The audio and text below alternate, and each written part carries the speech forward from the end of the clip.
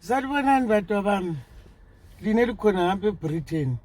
Ngiyabonga sile umsebenzi eliwenzileyo namhlanje. Uncedo Sibanda silusenikile khonokho elinithumezele khona ama social workers. Ngiyabonga ngoba laba lesibindi loNkulunkulu waliphathisa laphakama lapha elizweni lokuhlupheka. La khona ngapho lapha elikhona.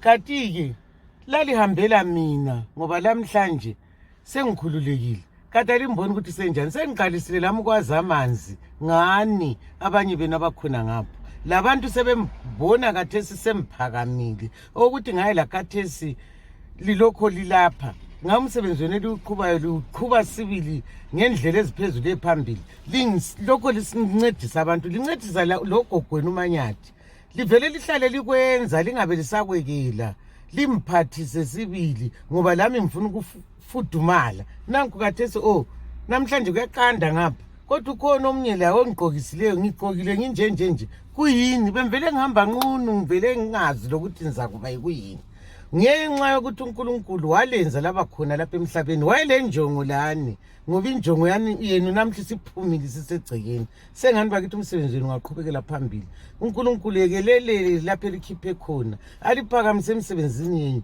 liphoronyoto sizi kuze kuyefika isikhathi sokuthi sihlangane ende ngiyafisa lokuthi ngilibone munye ngamunye ndiqabuje lonke sikholise sindawonye simvuse umthwakazi simvuse ubulawayo ngoba le indawo esayitshelwa ngobokhokho bethu sonke kumele sibe khonapha njalo lani ukuthi lihlale khona ngapho kungayisikho ekhaya kuhle kakukuhle kodwa kwelinye ilanga ekuphileni ngiyafisa ukuthi libe khona la lathi ke siyebuthane eBaba Fields siyebuthane eAscot siyebuthane eAscot ngobunengi bethu thina amabhula wayenzi sikholisa sindawonye ngiyabonga uNkulunkulu abelani